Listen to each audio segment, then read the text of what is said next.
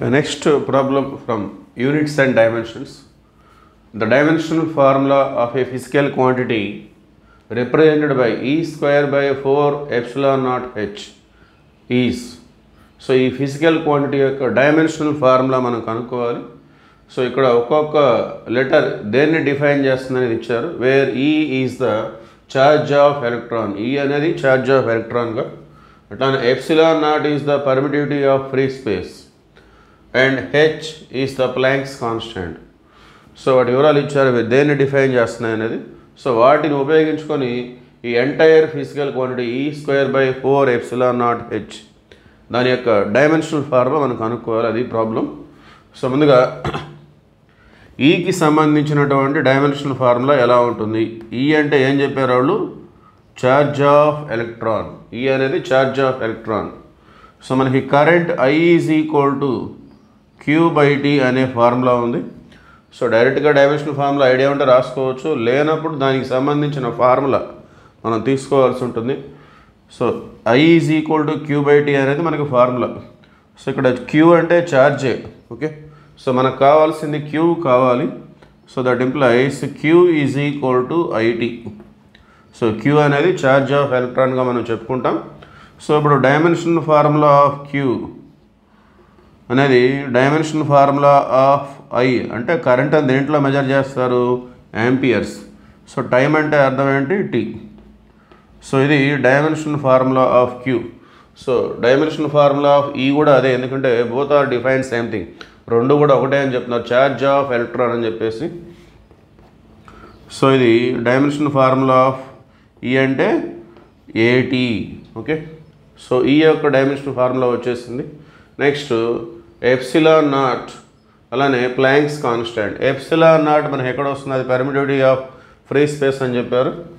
So మరి F is equal to మనకు బాగా తెలిసినటువంటి formula 1/4 pi epsilon not into Q1 Q2 by D square. Okay, so ఈ ఫార్ములాని లేదంటే R స్క్వేర్ ఎట్లా తీసుకున్నాం ఒకటే, Q1 Q2 by R square.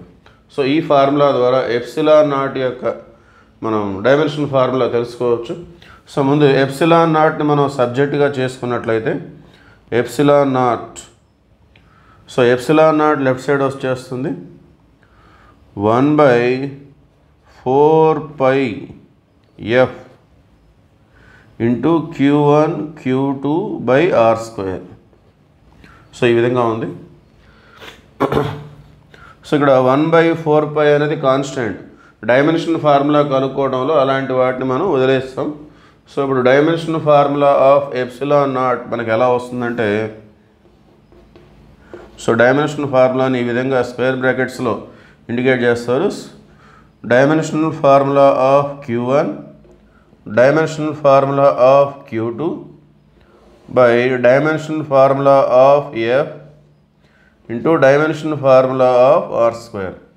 ఇక్కడ ఉన్నటువంటి మొత్తం 4 ఫిజికల్ క్వాంటిటీస్ ఉన్నాయి. ఆ 4టికి ఆ విధంగా తీసుకోవాలి. ఈ కాన్స్టెంట్ మనం వదిలేసేయాలి. సో ఈ విధంగా మరి ఇక్కడ Q అంటే అర్థం ఏంటి? అది కూడా ఛార్జ్డ్ పార్టికలే, ఛార్జ్ ఆఫ్ ది ఎలక్ట్రానే, దాన్ని కూడా మనం చెప్పుకోవాల్సింది. సో Q1 అన్నా Q2 అన్నా both are charge of electrons. So ఇక్కడ కూడా మనం AT. సో ఈ ఫార్ములా దేనికి సంబంధించింది? Force between 2 charged particles separated by distance R. Okay, 2 charged particles అనేవి R డిస్టెన్స్లో సపరేట్ చేసినప్పుడు వాటి మధ్య ఉండే ఫోర్స్ అనే దానికి సంబంధించిన ఫార్ములా అది. సో ఇవి charged particles. Okay, charge of ఎలక్ట్రాన్గా మనం డిఫైన్ చేసుకుంటాం. సో Q1 అన్నా Q2 అన్నా Q అన్నా అంతా ఒకటి. సో బోత్ ఆర్ AT, రెండు కూడా ATనే.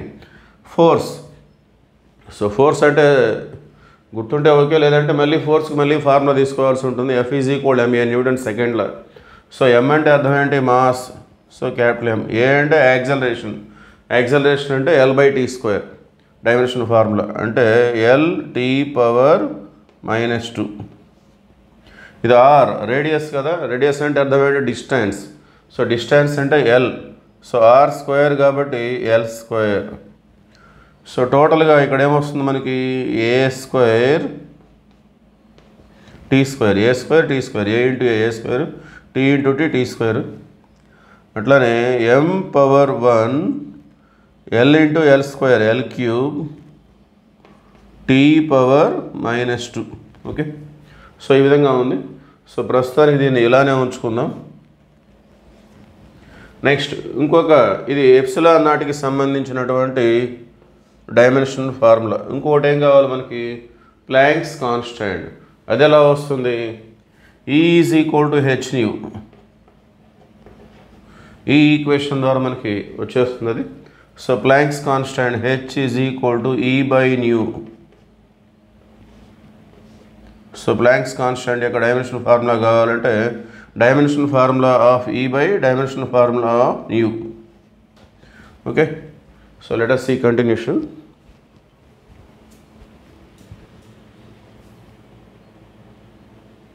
Okay, continuation. So dimension formula of Planck's constant.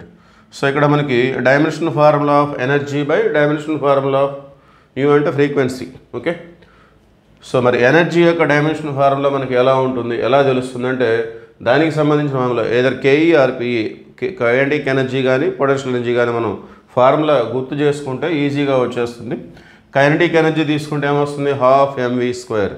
So half పక్కన పెడితే ఎం అంటే మాస్, వి అంటే అర్థం ఏంటి, వెలాసిటీ. అది వెలాసిటీ డైమెన్షన్ ఫార్ములా అంటే ఎల్ బై టీ అంటే ఎల్టీ పవర్ -1.